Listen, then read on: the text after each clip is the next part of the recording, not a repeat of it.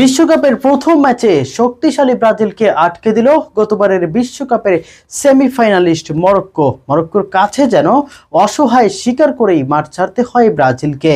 টানটান উত্তেজনার এই ম্যাচে মরক্কো ব্রাজিলের 1-1 গোলের সমতা শেষেই ড্র নিয়ে সন্তুষ্ট থাকতে হয় দুই দলকে। বিস্তারিত প্রতিবেদনে। ব্রাজিল মরক্কোর হাড্ডাহাড্ডি লড়াই শেষ হলো 1-1 গোলের সমতায়। আক্রমণ পাল্টা আক্রমণের প্রথমার্ধ শেষ, স্কোরবোর্ড 1-1। অগোছালো ব্রাজিলের রক্ষণভাগকে ফাঁকি দিয়ে প্রথমে এগিয়ে যায় মরক্কো। এরপর ভিনিসিয়াস জুনিয়রের অনেকটা একক নৈপুণ্যেই গোল শোধ করল সেলেসাওরা। হাড্ডাহাড্ডির এই লড়াইয়ে 21 মিনিটে এগিয়ে যায় মরক্কো। মার্কিনহোস এবং গাব্রিয়েলের মাঝখান দিয়ে বাড়ানো দিয়াজের নিখুঁত এক পাসে বলের নিয়ন্ত্রণ নেন পিএসভির এই ফরওয়ার্ড ইসমাইল সাইবারি।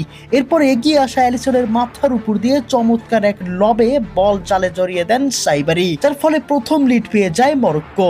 1-0 পিছিয়ে ব্রাজিল। এরপরেই 32 মিনিটে ভিনিসিয়াস দেখালেন তার ম্যাজিক। রিয়াল মাদ্রিদ তারকার এক জাদুকরী মুহূর্ত উপহার দেন এক গোলে দলকে সমতায় ফিরিয়ে। ব্রুনো গিমেরেসের পাস ধরে বাঁ দিক থেকে বল ভেতরে নিয়ে ডান পায়ে বাঁকানো এক দুর্দান্ত শট নিলেন তিনি। মরক্কোর গোলকিপার বুনোকে পরাস্ত করে বল গিয়ে আছড়ে পড়ল ডান দিকের জাল কাঁপিয়ে। আর তাতেই সেলেসাওদের হয়ে নিজের 50তম ম্যাচ উদযাপনের উপলক্ষে দারুণভাবেই যেন রাঙ্গালেন ভিনিসিয়াস জুনিয়র।